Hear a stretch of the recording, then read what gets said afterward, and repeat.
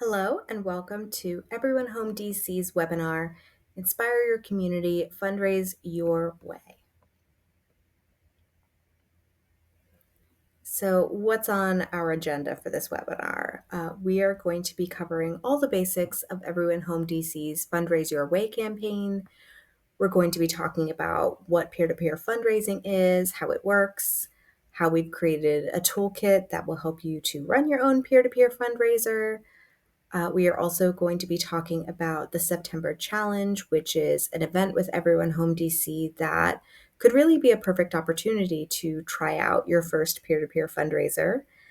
And then we'll also be hearing from some amazing guest speakers who have all hosted some form of peer-to-peer fundraiser in the past, and we'll hear their stories, get their insight.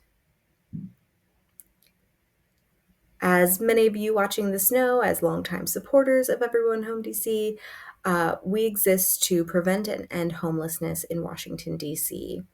Everyone Home DC provides a variety of holistic programs and services designed for families and single adults who are at risk of or experiencing homelessness. These include front door services such as homelessness prevention, our street outreach program, our drop-in day center, as well as housing and case management support to individuals and families who are transitioning out of homelessness. We also advocate for the right programs and funding to end homelessness for the thousands of adults and children who are homeless in DC. Our mission, we support the holistic needs of individuals and families at risk of or experiencing homelessness. Housing is our starting point, and seeing people thrive is our finish line. And we envision DC as a thriving and diverse community where all people can obtain and remain in safe, affordable, comfortable homes.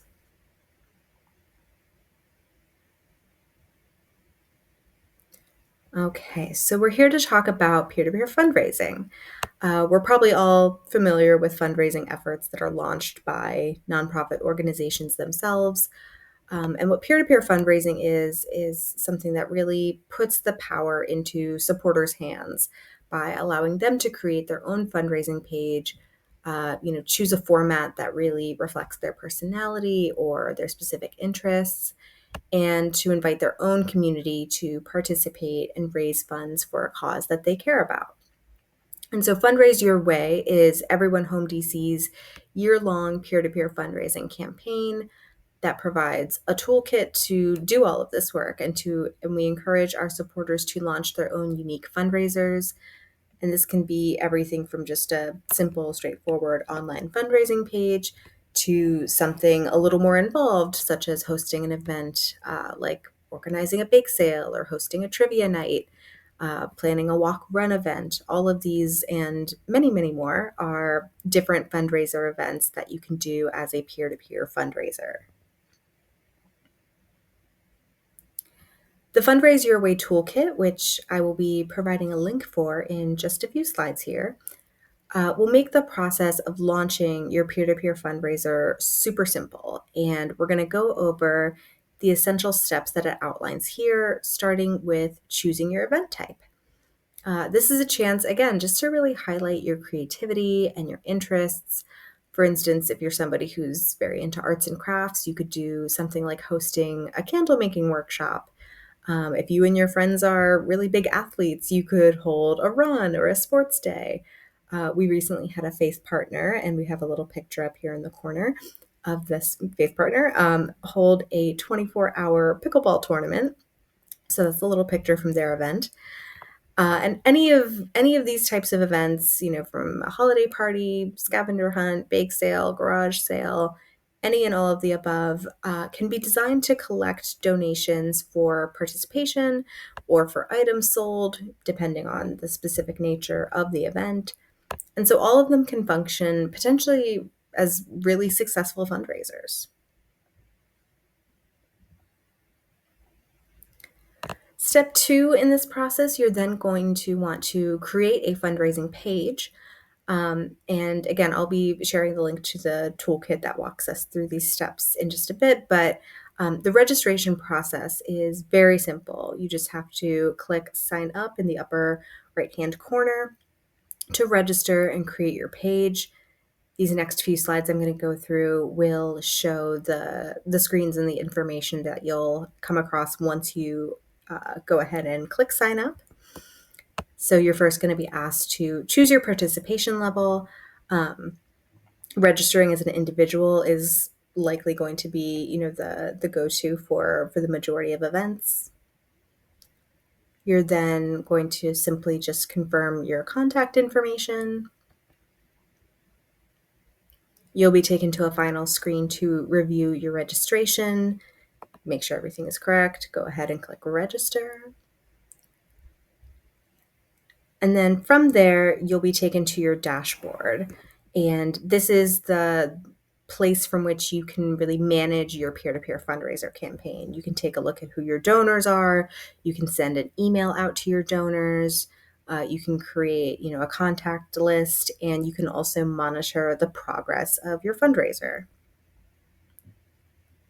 So from the dashboard, you're really going to want to utilize those features, starting out by personalizing your fundraising page. There is a default message and image set up for each fundraising page, but adding your own message to tell your story and your connection to the organization is definitely something that's going to be more meaningful for your supporters. And you can directly share your page to different social media sites. There's links to do that right out from the dashboard. You can keep track of all of your donors and thank them directly through your fundraising page. You can add contacts, send emails, like I said. So really, this is the main hub for the entirety of your fundraiser. Once your fundraising page is ready to go, the biggest thing to do is to spread the word, especially if you are planning on hosting an event and you want to ensure that you get a good amount of participation.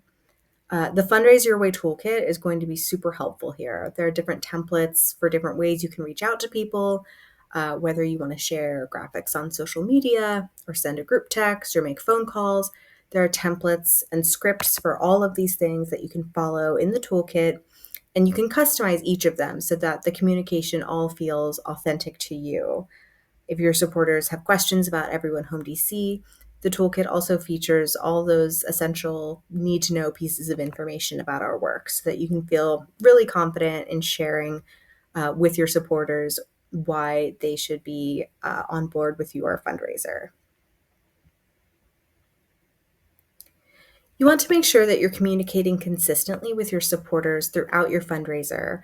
You want to cover everything from that initial announcement of your event or launch of the fundraiser to reminders about an event date if you are hosting something in person, to, of course, some thank yous for participation.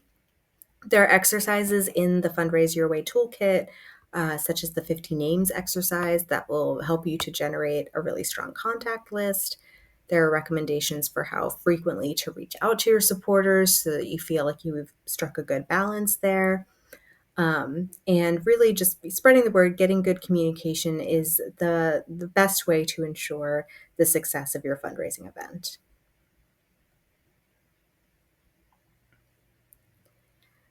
The toolkit is also going to go over some helpful fundraising tips, and we'll review a few of those together here. Tip one would be to set a meaningful goal.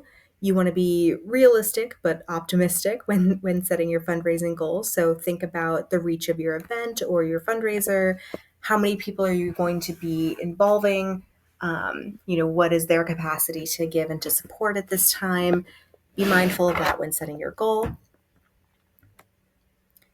You also want to be your own biggest supporter, so leading the charge to fundraising success by donating to your own campaign. Fundraisers who self-donate raise twice as much as those who do not. So you really want to take an opportunity and set an example for your supporters. You definitely want to engage with email. 1 in 5 fundraising emails leads to a donation, which is a great reason to craft a message that will stand out in your supporters' inbox. And we have a spread the word resource within the toolkit that can help you there. When it comes to fundraising, second time's the charm. People benefit from reminders. as 42% of donors do not donate on their first visit to a fundraising page. You definitely shouldn't be afraid to reach out a second time to maximize your supporters' participation. A third time, you can definitely find different channels to reach out to your supporters. So it's not just a, sort of continued repeated email over and over. You can set out through social media, which is our next tip, spreading the word far and wide using your different social platforms. This strategy will help you to reach more people, increase awareness about how your community can help our neighbors, and yield some major results for a fundraising event. Fundraisers using Facebook, for instance, average $225 in donations, and certainly the more platforms, the better for just visibility. You want to make sure you're personalizing your ask as well, sharing your Everyone Home DC story and letting others know why you support our mission is a meaningful way to create a deeper connection with those potential supporters. You should also check and see if you're able to double your impact through an employer match program for charitable giving. Lots of employers who have these programs can, double or even triple your contribution. And so this will help you to reach that goal in no time. You want to make sure that with your supporters, you're sharing your gratitude. A heartfelt thank you goes a long way. Remember to thank everyone that donates to your fundraiser and consider personalizing your thank you with a handwritten note, especially if someone was particularly generous. That could be a nice touch. You want to take advantage of your sphere of influence. 39% of Americans have donated to a nonprofit thanks to a request coming from a friend or family member. So, really think about who may be in your network, who might be interested in supporting you, and don't be afraid to keep those asks coming. You also want to ideally fundraise on and offline. So, fundraising both offline and online helps fundraisers raise 3 times more than those who only fundraise in one way. You could, if you are planning on just doing an online fundraising page, you could still get the word out by speaking at your school or office, sending text messages, involving local businesses by asking them to put up a flyer. All of these strategies can apply to fundraising events as well. So lots of options there to maximize the reach of your fundraiser. And so here's the QR code. I'm just going to pause on this screen for a minute for the Fundraise Your Way toolkit, where all of those tips and more can be found. This can also be located right on everyonehomedc.org under our Get Involved link at the top of the page.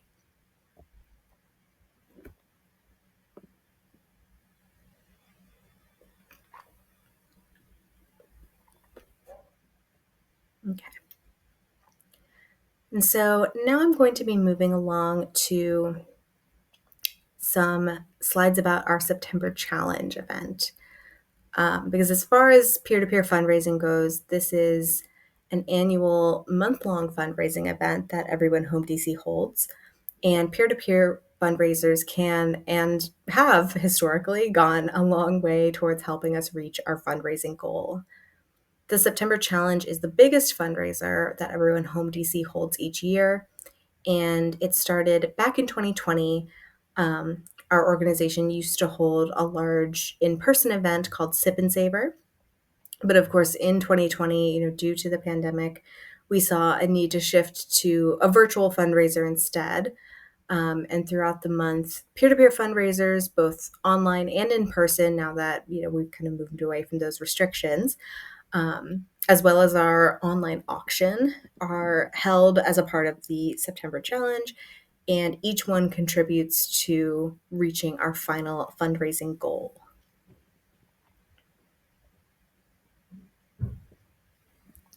As with any peer-to-peer fundraiser, the different fundraisers held during the September Challenge really can take a number of forms, some of which we'll be hearing about just in a minute from the people who hosted them. We've had board members host soirees and cocktail parties at their homes, which is a great way for community to come together, mingle, have a nice evening while generating some donations. We've had a faith community partner hold a very successful online fundraiser just last year. In 2024, they raised nearly $4,300 just through their online page and by, of course, promoting the fundraiser amongst their members. We also held in 2024 a little happy hour event, which would be an example of a fun, casual sort of event that can double as a peer-to-peer fundraiser. And so, what role do peer-to-peer fundraisers play in the September challenge? A very, very important one is the short answer to that.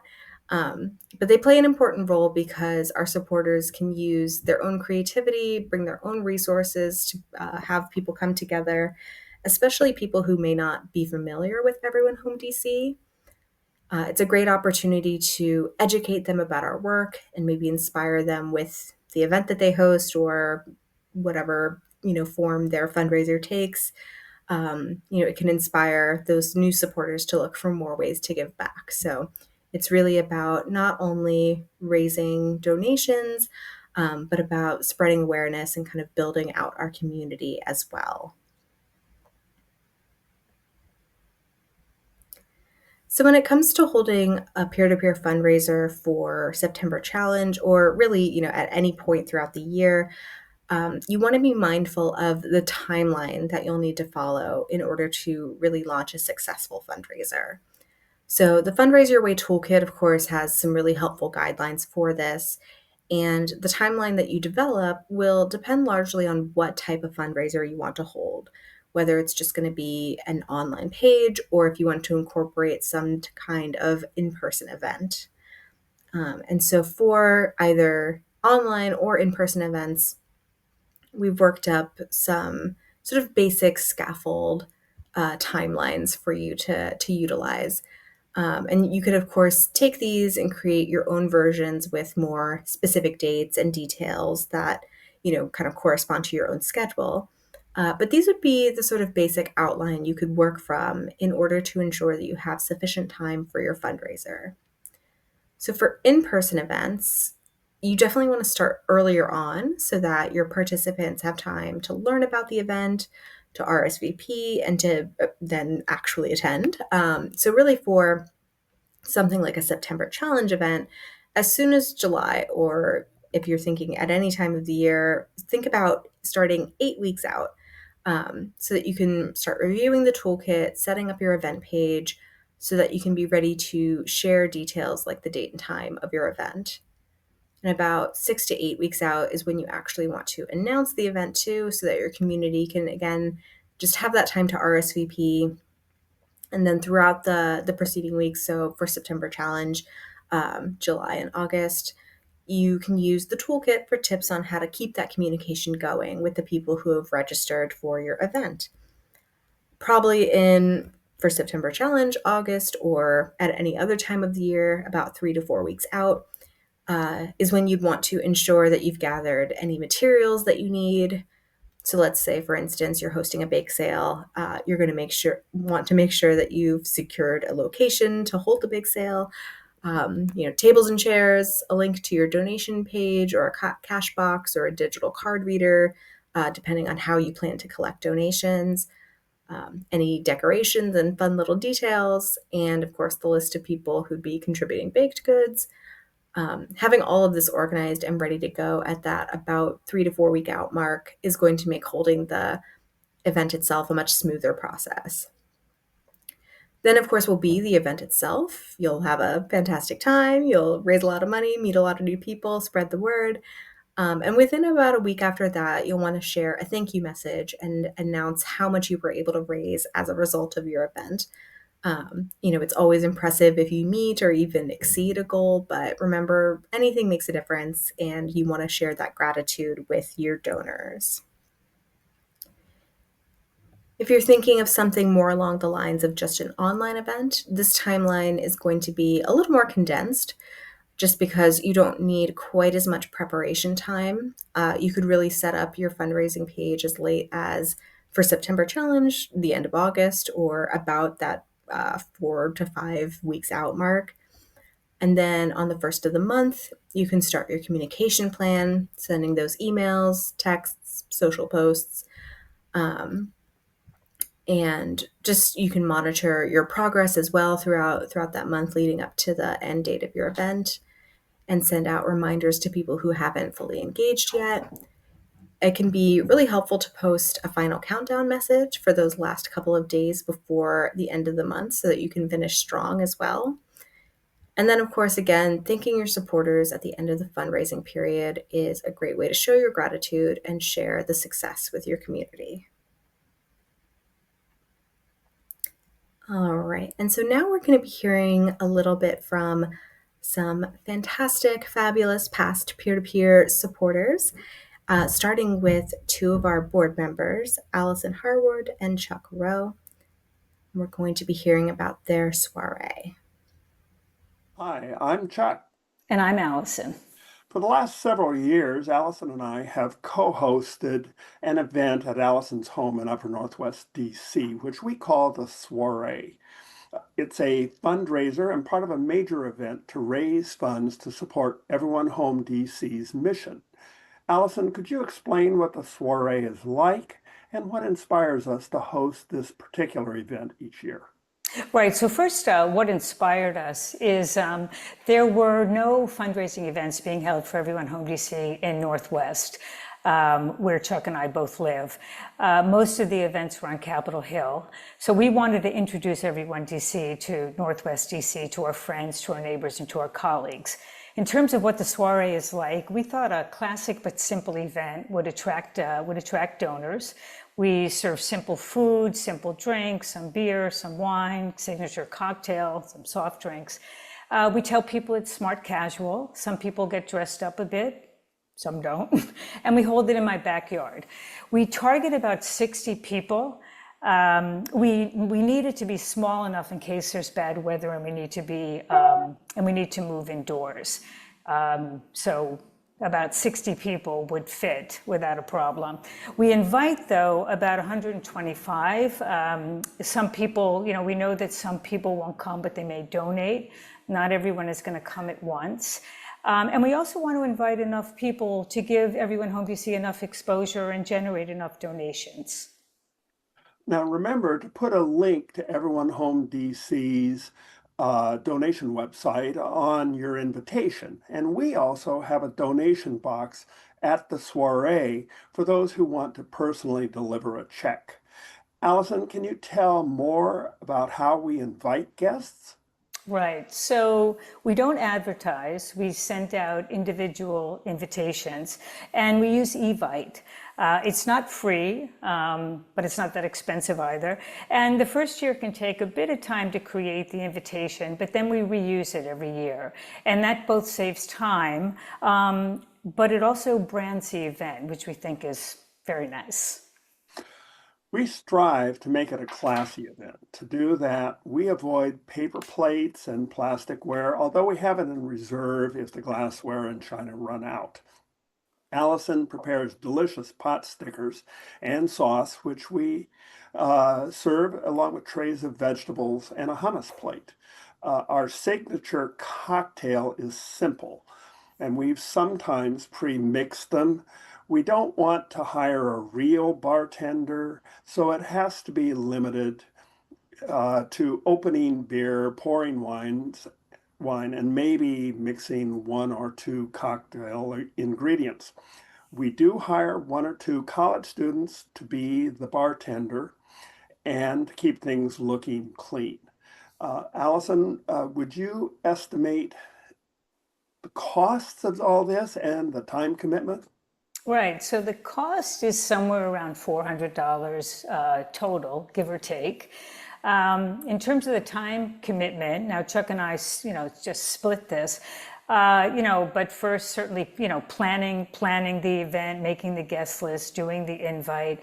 The first year that can take several hours, but in subsequent years, you just build off of what you did, the first year, and then it's not that time consuming to do.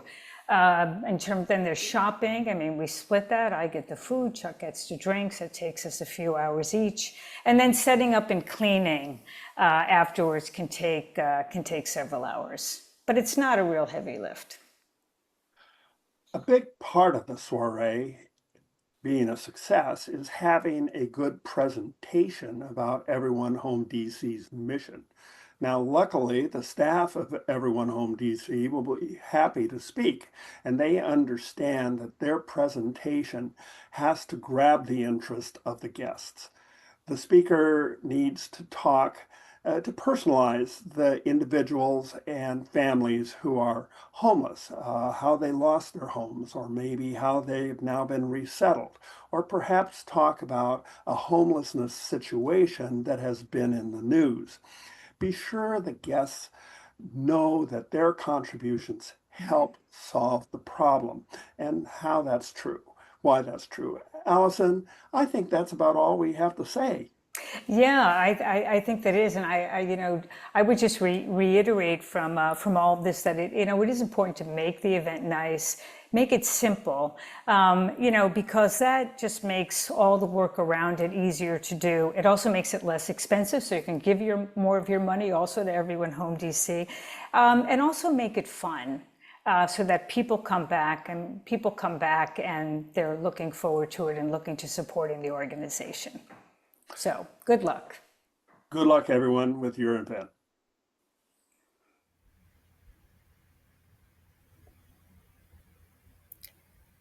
Next up, we're going to be hearing about peer-to-peer supporter Adolfo Gatti and his cooking classes and very unique Olive Garden fundraiser.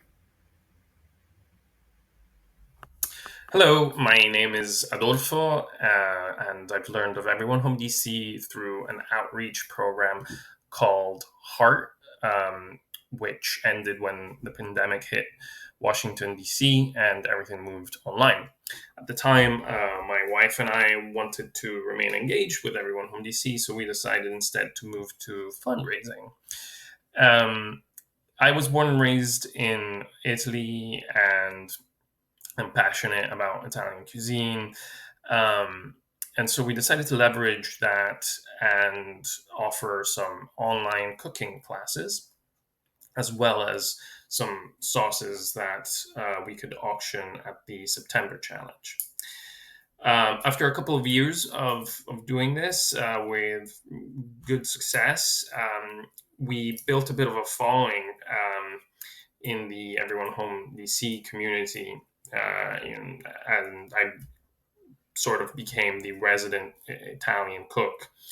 And as people were moving away from Zoom and back into real life, we decided that we had to flip the script. So I came up with the Olive Garden fundraiser idea. The background idea of this was sort of trying to take advantage of this sadistic pleasure that people online seem to be having in seeing Italians react to bad Italian food, bad Italian cuisine, or just generally disrespecting the rules of Italian cooking. And because we have a lot of friends who know that I like to cook, we tried to create something that would be fun for them, and then obviously also fun for us.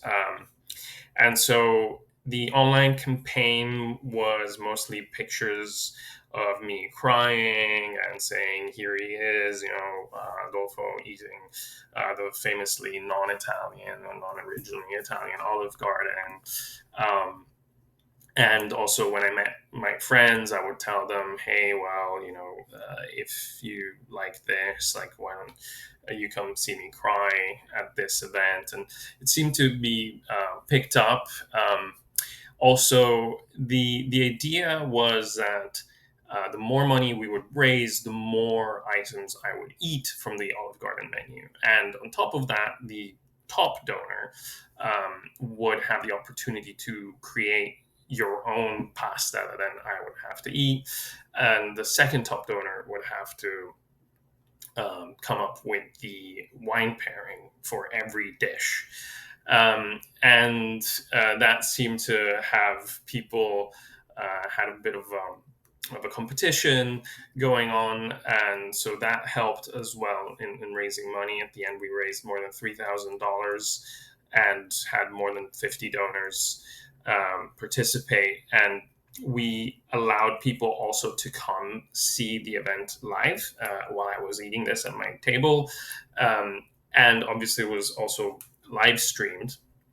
And while that was happening, we gave them the opportunity to pay more for me to say things like, wow, this is so good. My mother would have never been able to do this. Or, wow, in Rome, this would be the best pasta, and so forth. So it was playing a lot to self irony, and it was trying to keep everybody having good fun. And I would say, as a suggestion, um, I would say, yeah, when you're trying to do your fundraiser, make sure it's fun, fun for others, obviously, and then also fun for yourself. We like to entertain, and this was a good way to entertain both our friends, but also to put a bit of a spectacle, um, despite the food. And then the second piece of advice I would say is leverage your brand. If you're known for something in your community, um, and you have some form of background that you can offer, in that could help attract people to your fundraiser and make it a bit different than just asking them for money. Feel free to reach out to me if you have any other questions, and I wish you the best of luck.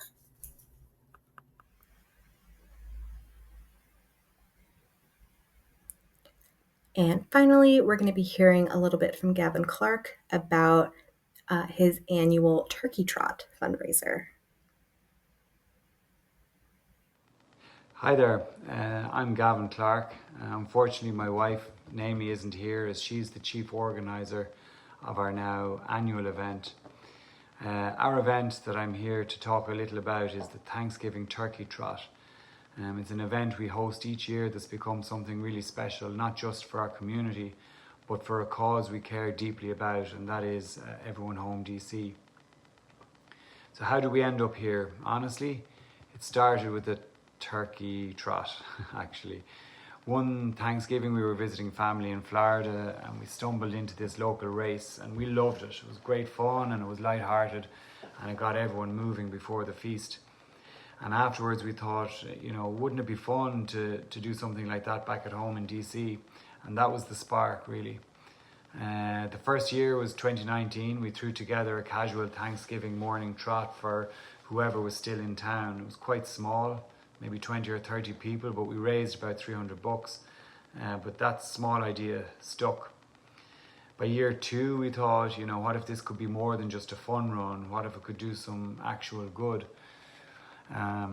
Homelessness was something Naomi and I had talked about a lot. And it's heartbreaking to see so many people in need right here in our own neighbourhood, especially when we feel so privileged. With 3 young kids, we didn't and honestly still don't have the bandwidth to volunteer regularly for something, but hosting a fundraiser was something we could manage. So we started looking for a local organisation that was really moving the needle, and that's when we found Everyone Home DC. We'd no connection to them at the time, but the more we learned, the more we admired the work they do, and that relationship has grown stronger every year. Fast forward to today, the event has become a real community tradition, and last year we had around 250 participants, adults, kids, dogs, strollers, scooters, bikes, you name it, it's probably crossed our finish line, fancy dress even. Last year we raised over $7,000, which we split between Everyone Home DC and our kids' school PTO. People genuinely look forward to it. Some have told us it's their favourite event on the school calendar. The best part of it really is that most people know each other. The kids are running around with their friends and it's local, so even if folks go home a little tipsy after a few mimosas, they don't have far to go to cook their turkey. Of course, it's not always smooth sailing. As you can imagine, there's always some challenges. Our biggest is usually the weather. We've had beautiful mornings almost every year until last year. It absolutely poured rain in true Irish style. Our backyard is the finish line, and we serve hot drinks and snacks. So about 12 hours before go time, we were scrambling for tents and heaters and everything to keep the show on the road. But thankfully our neighbours all came through and they lent us what we needed and saved the day. Another challenge that we've come across is logistics. Creating the invite and setting up payment links. It's a little bit tedious at first, but once you've done it, it's reusable every year and it's much easier. And for donations, GoFundMe is the way to go. Buckets and stuff worked for 30 people, but not for 250. And if you're stuck, everyone Home DC has plenty of folks who can help with the setup. So I'd recommend you use them. We spread the word through the school's email list and friends and repeat out of town guests, family, even everyone Home DC adds it to their events page. Last year, someone found us through Google searching for fun things to do in DC on Thanksgiving morning. He showed up solo and loved it. So if you're thinking about doing something like this, I'd recommend just do it. Don't overthink it. Start small, learn as you go, and add to it each year. And don't be afraid to ask your neighbours for help. People genuinely want to pitch in, especially when they know it's for a good cause. You would probably be surprised how much joy a simple local event can bring, not just to your neighbourhood, but to amazing organisations like Everyone Home DC, who are doing the real hard work year round. Thanks for watching and happy trotting.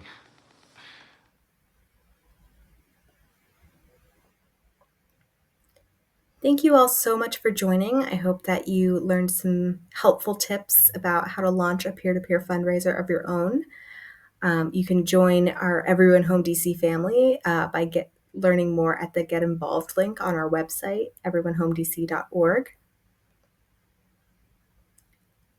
I also want to say a thank you to our Everyone Home DC annual sponsors, pictured here.